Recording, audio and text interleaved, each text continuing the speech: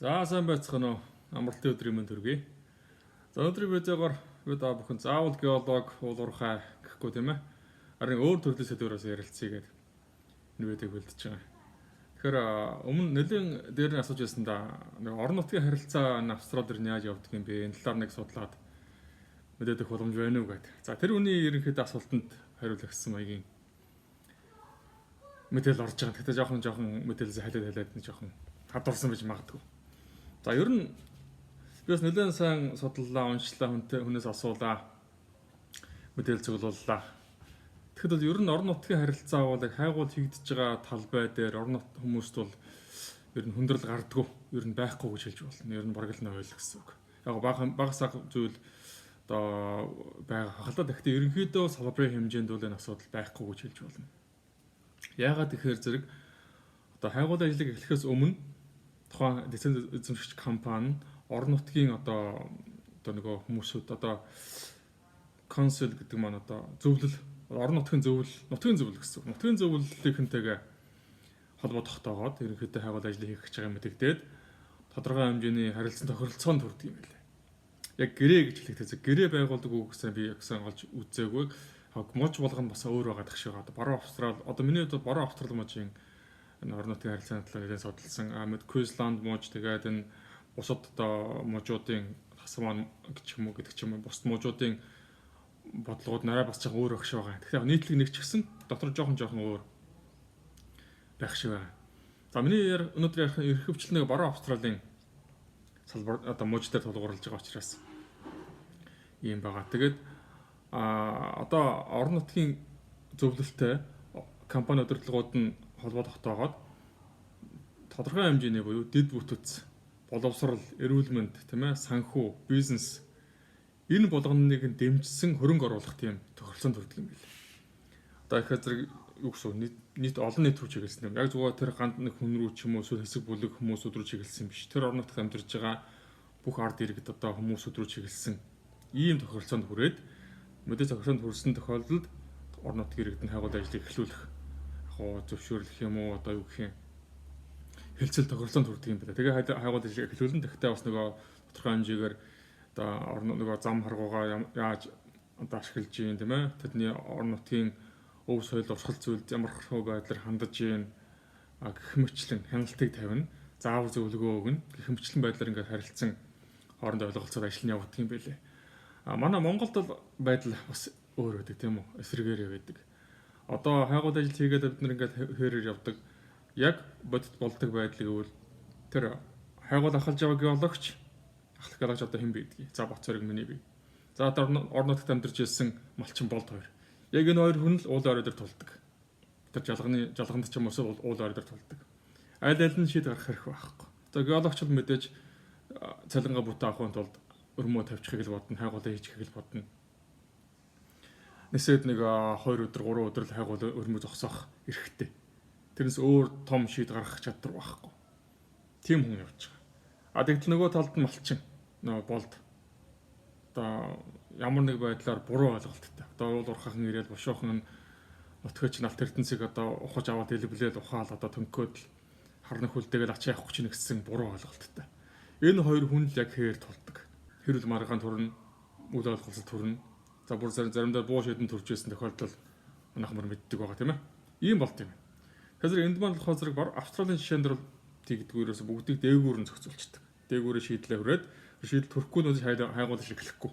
Хайгуул ажил эхлэхгүй буюу хайгуул ахалж байгаа геологч маань яг хөөр байдал дээр хүндрэлтэй байдалд орж ингэж аль алал дээр эрсдэл үүсгдэггүй байна. Мэдээж тохиролцоонд хүрээд ингээд болсон гэсүүд хайгуул ажил гарна. Нэг тохиролцоонд хүрсэн бол тэр хайгуул ажлыг дараа дундуур нь зогсоох тийм ээ. Өрмийг одоо орон нутгийн иргэд ингэж эсрэг үсэл гаргах буу өнөр цуглах ийм асуудал гардаг юм байна. За тэгээд ер нь одоо манай Монгол улс маань ерөнхийдөө хөдөө орон нутгад амьдарч байгаа хүмүүсийг 90% нь малчд маань байгаа тийм ээ малчд. За тариаланчид фермерүүд бол тодорхой хэмжээгээр бас яг өндөр биш ч гэсэн тодорхой хэмжээгээр хөв эзэлж байгаа. За энд Австрал болохоор зэрэг үндсэнд нь 2-3 хуваат юм байна. Нэгдүгээрт абориген хүмүүс. Абориген буюу нутгийн уугуул иргэд. За хоёрдугаарт фермерүүд. Фермерүүдэн дотроо нөгөө газар тариалан эрхэлж байгаа эсвэл мал аж ахуй эрхэлж байгаа гэх мэтлэн ингээд үндсэндээ ингээд 3 төрөл хуваагдаж байна гэсэн үг.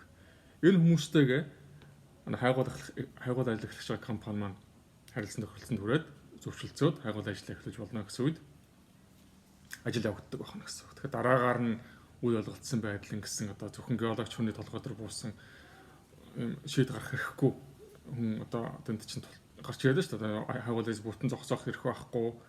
Цаанаас нь цалингаа бүтэн авахын тулд ажиллаж явуулна. Ийм одоо хүндрэлтэй байдал үүсдэг юм байна энд. За тэгээ би бас сэдвээс жоохон хазаагаад энэ аборигэн хүмүүс гэж ярих хүмүүс хэн юм бэ? Гэдэг талаас бас жоохон бас ухаж судалж үзлээ. Тэгэхээр ерөнхийдөө бол Австрали төв гэдэг маань одоо хүндрэлтний төвхөнд бол нэлээд хожуу буюу 1800-аад онд 1790 1800-аад оны үед хүндрэлтэнд нээгдсэн харьцангуй залуу төв байгаа тийм үү? Харьцангуй залуу. Тэгэхээр зэрэг аборигэн хүмүүсүүд гэдэг маань яг 45-аас 50 мянган жилийн өмнө одоо нүүдэлж ирсэн гэх юм уу? Эсвэл одоо тэгээд одоо ер нь унгал хүмүүс гэсэн. 40-50 мянган жилийн өмнө гэдэг үгээр эсвэл тийм ээ. Яг нь ДНК-гаар судлаа үзэхэд бол яг ихэнхдээ одоогийн энтхэг энэ Австралид тойрж байж байгаа жижиг арлууд дээр байгаа хүмүүсийн гентэй яг тохирдог юм байлээ. Гэхдээ ерөнхийдөө л яг Австралийн унган хүмүүсээ гэж ойлгож болно. За энэ хүмүүсүүд маань нэг 1800-аад он хүртэл тийм ээ? Бараг 17 дугаар зууны сүүлч хүртэл ч юм уу. Ерөөсөө нийгмээс дэлхийн ертөнцөд таслагдсан байсан. Ягаад тэгэхээр зэрэг 1760 оны үед яг янз бүрийн нөгөө Португал, Испани, одоо Дач аяллаар энэ ус онгоцтойгоо ирж Австрали төвийн зарим нэг болон тохиод нэрж ингэж байрлаад ингэ буцчих байсан юм байна. Гэхдээ бол дөрвтэй ингэж англичууд шиг ингэж колончилж ингэж газар нутгийг эзэлж ингэж одоо ус байгуул, соёл өрнөшил байгуулж исэн түүхэл байхгүй. Дороо буцаа авчдаг байсан. Ийм байсан юм билээ. Тэгээд ер нь бол Австрали гэдэг үг юунаас гаралтай вэ гэхээр зэрэг эртний грекийн одоо онол гэх юм уу философи дотор дэлхийн хойд хагасд ингээ маш их одоо хуурай газар байна тийм үү одоо Европ төвтөрч ихтэй байж байна Америк одоо Евраз төвтөрч ихтэй байж байна. За тэгээд энэ тэгэхээр Африк төв гэж байж байна. Тэгэхэд одоо яг онлоор бодох юм бол дэлхийн хуурай газрын тэнцвэрийг хадгалсан урт талд нь бас нэг юм яг иймэрхүү хэмжээтэй хуурай газар байх хэрэгтэй байна гэсэн нэг юм философи явдаг юм байна. Тэрийг яг эртний грекч нэрлэхдээ нөгөө юу гэдэг юм бэ? Эртний хуурай өмнөд хуурай газар буюу Terra Australis Cognita гэсэн юм нэрээр томьёолцсон байдаг байсан юм. Яг эртний грекээр л мэдээж эртний юу гэсэн юм байл л дээ. Яг өмнөд дэлхийн өмнөд хэсэгт оршдог аврах тавдам хуурай газар гэсэн нэртэй. Энэ философи зөв байсан. Яалчгүй тэгээд одоо 1700 онд англичууд одоо энэ төвний эжент соёл иргэншил байгуулсан шүү дээ. За яагаад англичууд энд ирсэн юм бэ гэдэг нь бас учиртай. Яагаад тэгэхээр зэрэг 1768 онд Англи Франц хоёр чинь ер нь бол Англи Франц хоёр чинь түүхэндээс их хоорондоо байлдаж ирсэн юм билээ. 70-аад айн тэгээд маш их хэмжээний Европ төвд хүртэл байлдаж байсан, хоорондоо үзэж байсан. Аль нэгэд дийлдэгдээ сунжирсан дан хийдэг байсан. Тэгээд ерөнхийдөө 1768 онд нэг 7 жилийн дан гэж том дан болсон юм байна. Тэр данд Англи ялагдаад. За мөн дараагаар нь 1783 онд Америк төвд одоо болж байгаа данд Англи ус ялагдсан байж. Энэ ялагдлыг харуулсан кино гэдэг юм уу? The Patriot гэдэг нэг Mel Gibson тоглосон нэг кино гэдэг шүү дээ. Нөгөө 4 хүүтэй ап байдаг баха. Өмнө дайнд оролцож байгаа одоо дайнаас холдсон байсан. Тэгсэндээ том хүн нэг англичуудаас эх орноо хамгаална гээд автагаа зөрөөд зэрэгт явцдаг. Тэгээд том үгээ хамгаалахын тулд нөгөө партизан юу болцсон байсан маягийн хүн чинь эргээ зэвсгээ бариад нөгөө англичуудтай байлддаг. Англичууд нөгөө та бүхэн санаж байгаа нэг улаан дөрөв хувцастай юм цэмцгэр юм их цантай хүмүүс өдөг штэ. Тим кино ч одоо ерөнхийдөө англичуудын нөлөө Америкт одоо буурж байгаа, дайнд ялагдж байгаа процессыг л ерөнхийд нь нэг хүний түүхөөч гэсэн тэр түүхэн үйл явдлыг харуулсан юм кино байгаа. Тэгээд тухайн үед одоо Англи маань ингээ 2-3 дайнд ялагдаад ерөнхийдөө нэр нөлөө нь жоохон буураад Америк төвийг зэмших одоо Америк төвд нөлөөгөө тогтоох байршил одоо боломж нь муудсан учраас өөрсдөө нэг хоригдлуудыг улс төрийн хоригдл ямар нэгэн одоо гэмт этгээдүүд хоригдлуудаа муу одоо цөллөгийн газар хайж эхэлсэн. Тэгээд нэг хамгийн боломжтой газар саяхан нэгээд исэн Австрал төв. Ийш нь хүмүүсээ одоо хоригдлуудыг за тэр тэгэрийн харгалзагч нар тэгэрийн гэр бүлүүдийг тийм ээ одоо бас хүмүүсийг ингэж одоо орол цөллөдөг гэх юм уу иймэрхүү зүйл рүү явуулдаг байсан байж. Цөллөгийн газар байсан Австрал төв мөн рүү. Тэгээд 1788 оны 1-р сарын 26-нд 11 хөлөг онгоц 1000 гаруй хүнтэй анх энэ одоогийн Сидней хот байгаа тийм үү? Сидней хотын Circular Quay гэдэг юм урсан бомб байдаг. Би ч гэсэн очиж байсан. Одоо та бүхэн санаж байгаа нэг Сидней хотын маань гол бэлэг тэмдэг Opera House гэдэг нэг юм гоё юм барилга байдаг шүү дээ. Яг тэрний хажууд Circular Quay гэдэг юм тохоо. Тэр тохоо онцлог нь юу гэхээр зэрэг маш гүн устай гэж байна л да. Гүн устай. Тийм учраас том хөлөг онгоцоор ингэж бүр эргэрүүгээ шахаж ойртох боломжтой учраас ингэж тэнд хамгийн анхны тэр 1000 хөлөг онгоц нь 11 хөлөг онгоц нь 1000 хүнтэйгээ газардаж англичууд анх Австрал төв тул тавьж ирсэн. Түүхтэй юм байлээ. Тэгээд 1-р сарын 26-ныгаа одоо манайхаар уус тунх гэсний өдөр гэж одоо тэмдэглэдэг. Австрал төвд одоо юу яаж байгаа. Австрал улс байгуулагдсан гэсэн. Одоо тийм баярын өдөр нь болт юм байлээ. Тэгээд тэр өдрийг одоо аборигенчууд бас эсэргээр нь одоо гадны колоничлогч нар ирж манай одоо түүх соёлоо тийм ээ манайхыг одоо колоничилж ингэж дарангуус өдөр гэж бас эсэргээр хүлээж авдаг. Тэр нь ч нэг талаараа бас үнэнэлтэй англичууд анхудаа хөл тавьж ингэж Австрал твийг колоничилж байгаа. Түүх нь эхэлсэн гэсэн үг. За тэгээд дараагийн процесс нь юу болсон бэ гэхээр зэрэг ер нь бол 1790 он гэхэд Голландууд болохоор зэрэг Австрал твийн баруун талыг ерөнхийдөө Western Австрал буюу баруун Австралийг эзэмшдэг байсан. За тэгээд нэг баруун голландчуудаа бүгдийг нь хөөж явуулаад, дайнд ялаад, хоорондоо байлдаад англичууд бүхэл бүтэн Австрал твийг ингэж эзэмших одоо эрхэм бичиг явсан байж байгаа. За тэгээд ерөнхийдөө бол 1800-аад оны дунд 20-ад оноос 1820-ад оноос нь одоогийн том хотууд нь одоо Сидней, Мельбурн, Перт тэгээд энэ Квинсландын Брисбен гэдэг энэ хотууд нь ерөнхийдөө суурин тавигдсан. Одоогийн том хотууд болж хөгжих юм суурин тавигдсан байт юм байна. Тэгээ яг үндсэндээ н асуудал үүсэн шүү дээ. Одоо нөгөө орон нутгийн иргэд буюу аборигенчууд ч бас яаж ингэж гадны иргэд гадны юм цагаан арстанд ирээд ингэж орон нутгийн эзлээд байхад нь зүг зүгөө сууж явах. Бас л нэг юм тэмцэл дайн хийн. Энэ дайныг болохоор зэрэг яг фронтер дайн гэж нэрлэдэг байгаа. Одоо орон нутгийн дайн war гэдэг аашаа дайн гэдэг. Гэтэ миний хувьд болохоор зэрэг төсөөлөөр тэм зөртэй том дайн бол болоогүй. Ягаад гэхээр зэрэг аборигенчууд чинь тухайн үедээ одоо ч гэсэн баг зарим хэсгүүд нь бол их одоо бүдүүлэг штэ. Зөв баг л жадаа барайл. Одоо бумеранг гэдэг нэг юм махир юм шиддэг юм байдаг штэ. Шидэн гут ингээд нөгөө ангаа агинчаа буцаад эзэн дээр хөөж ирнэс чүжирдэг юм махир юм. Тэр юм уу шидэл жадаа барайл бомбаага урдаа барайл явж ирсэн баг отог омгийн зохион байгуулалттай байсан хүмүүс. Эндээ бол тэгээд тийм хүмүүс тийм үү англичуудтай буюу англичууд гэдэг маань бүтээн эндхийг ингээд колоничилчихсан. Америкт ингээд өчнөө дан хийгээд ялагдсан ч гэсэн дайны асар өндөр туршлагатай баахан офицер генерал даргаан цэргүүдтэй француудтай өчнөө байлдчихсэн. Ийм туршлагатай бүр мэргэжлийн юм эзэнт гүрэн тухайн үед одоо англи эзэнт гүрэн гэж байсан шүү дээ. Одоо том гүрэн. Тэр гүрэнтэй эсрэг тийм том дайны хэмжээнд тулсан гэхэд бол би итгэхгүй байгаа. Өөрөөсөө англи одоогийн австралчуудын түүхэнд бол яг дайн гэж нэрлэдэг. Ерөнхийдөө түүхэн тоон болох нэг 20,000-аас 100,000 абориген хүмүүсийг устгасан гэж бичээд байгаа. Гэхдээ мэдээ тэр маань бол бодит тоо биш тийм үү? Маш 100%, 200%, 300% магадгүй 1000% дарсан. Доош нь дарсан тоо байгаа шүү дээ. Тэгэхээр зэрэг маш их олон абориген хүмүүсийг устгасан байт юм байлээ. За тэгээд Тасман арал дээр ихэд аборигенчууд бүгдийг нь арлынхаа урд хэсэг рүү шахацсан гэсэн. Энэ хэсгээс гарч болохгүй. Энэ хэсэг бол манай одоо англи эзэнт гүрэн нутаг. Та бүхэн тийшээ тэр орлогод урд хэсэгтлж байна тэр. Яг бодит байдал дээр тийм байдал одоо аборигенчууд заагаад явахгүй ч тэр чинь нөгөө онгон зэрлэгээр явжсэн хүмүүс ч нөгөө ангаа агнаал ингээл жадаа бариад өрхө гараад ирнэ. Тэгтэн барьж аваад нөгөө дүрм зөрчсөн ингээд ерөөсөө гинжлэл ингээ хоолойгоор том гинж зүгээл шоронд эсвэл зур алаа хийдэг гэсэн. ийм ахта хэрэгслэн үүлдэжсэн юм байлаа. Тэрэндээ ч одоо энэ Австрали засгийн газар одоо гимшиж уучлалт өгдөг гэсэн. Уучлалгууд яаж гуйдаг вэ зэрэг одоо аборигены гаралтай, аборигены гэдгээ нотолцсон юм хүмүүс байх юм бол тэр хүмүүсийг ажлын байраар хамгийн түрүүнд хангана. Маш хэмжээний тэтгэмж, хангамж юм өгдөг улсаас бүр ингээд.